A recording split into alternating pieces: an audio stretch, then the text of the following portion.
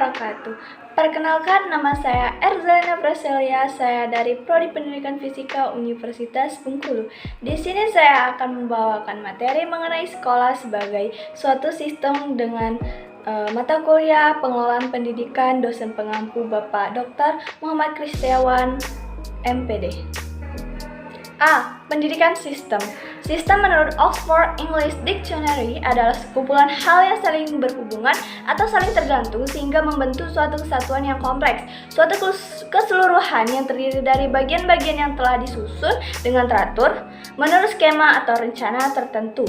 Menurut The Random House Dictionary of the English Language, sistem adalah suatu kumpulan fakta, prinsip, doktrin, dan lain-lain. Semacamnya dalam bidang khusus mengenai pengetahuan atau pemikiran. Kumpulan itu tersusun rapi dan bersifat komprehensif. Dari pendapat tersebut dapat disimpulkan bahwa sistem adalah satu kesatuan yang utuh yang saling berinteraksi, berkomunikasi, ketergantungan satu sama lain dengan maksud untuk mencapai tujuan dari sistem tersebut. Menurut Fatah, pandangan pendidikan sebagai suatu sistem itu dapat dilihat secara mikro dan makro. Secara mikro, pendidikan dapat dilihat dari hubungan elemen peserta didik, pendidik, dan interaksi keduanya dalam usaha pendidikan. Sedangkan secara makro menjangkau elemen-elemen yang lebih luas. Pandangan pendidikan sebagai suatu sistem menurut Combs dapat dilihat dari dua hal, yaitu yang pertama, pendidikan secara mikro dilihat dari hubungan elemen peserta didik, pendidik, dan interaksi keduanya dalam usia pendidikan, dan pendidikan secara makro menjangkau elemen-elemen yang cakupannya lebih luas. B. Sekolah sebagai suatu sistem. Sekolah sebagai suatu sistem mencakup beberapa komponen di mana di antara komponen-komponen tersebut saling terdiri dari beberapa faktor dan komponen yang satu dengan komponen yang lainnya saling terkait sehingga membentuk sebuah sistem. Komponen-komponen dari sistem sekolah terdiri atas masukan atau input, proses, keluaran langsung, dan keluaran tidak langsung. Adapun ciri-ciri dari sebuah sistem adalah: yang pertama, terdiri dari banyak unsur. Yang kedua, masing-masing unsur memiliki peranan spesifik untuk mendukung fungsi keseluruhan. Ketiga, tersusun dalam satu tatanan tertentu. Empat, antara masing-masing unsur saling mempengaruhi, ketergantungan dan berhubungan serta berkomunikasi. Lima, berproses melakukan transformasi dengan mekanisme tertentu. Enam, tidak tergiur dari pengaruh lingkungan. 7. Mempunyai maksud dan tujuan. 8. Memerlukan masukan dari luar atau lingkungan, memiliki mekanisme kontrol. Dan yang terakhir itu mempunyai batas waktu. Materi yang ketiga itu C. Input sekolah. Masukan adalah segala sesuatu yang diperlukan oleh sistem sekolah untuk menghasilkan keluaran yang diharapkan. Masukan terdiri atas 3 hal, yaitu yang pertama masukan baku, instrumental, dan lingkungan. Masukan baku merupakan siswa termasuk karakteristiknya. Masukan instrumental merupakan guru, sarana dan prasarana, kurikulum, dana, dan pengelolaan sekolah. Dan masukan lingkungan merupakan segala sesuatu yang berada di luar lingkungan sekolah untuk ketercapaian pendidikan bermutu, fungsional, produktif, efektif, dan akuntabel.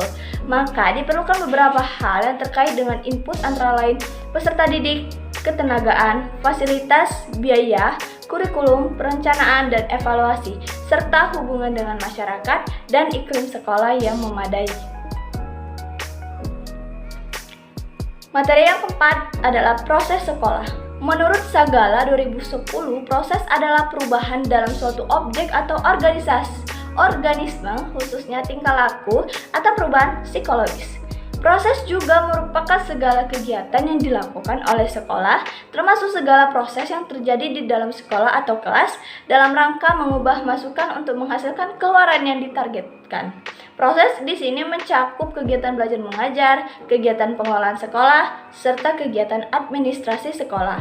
Proses pembelajaran atau PBM merupakan ujung tombak dari proses pendidikan, yang mana suatu kegiatan dilakukan oleh guru berkaitan dengan materi ajar yang berlangsung dan dikemas secara interaktif, menyenangkan, menantang, memotivasi, serta merangsang peserta didik untuk berpikir aktif, kreatif dengan menggunakan berbagai pendekatan Rahman dan Rohim atau kasih sayang serta penuh cinta. Serta proses agar berhasilnya sesuai harapan maka harus diawali dengan perencanaan. Selanjutnya, output sekolah.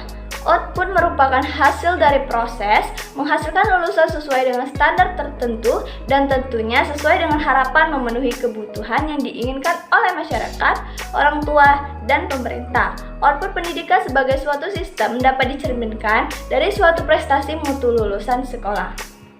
Materi yang terakhir yaitu outcome sekolah. Outcome merupakan keluaran tidak langsung yang menentukan berhasil atau tidaknya sistem sekolah. Nah, kalau tadi itu keluaran langsung, yang ini keluaran tidak langsung. Jadi outcome pendidikan sebagai suatu sistem dapat dicerminkan dari mutu lulusan sekolah yang dapat melanjutkan pendidikan ke tingkat yang lebih tinggi atau dapat bekerja. Pada gambar 12 ada ragam sistem sekolah, input, proses, output, dan outcome. Jadi bisa kalian baca sendiri dan bisa kalian amati gambar tersebut. Demikianlah itu saja yang dapat saya sampaikan pada materi kali ini. Apabila ada kekurangan saya mohon maaf. Kita belajar sampai di sini.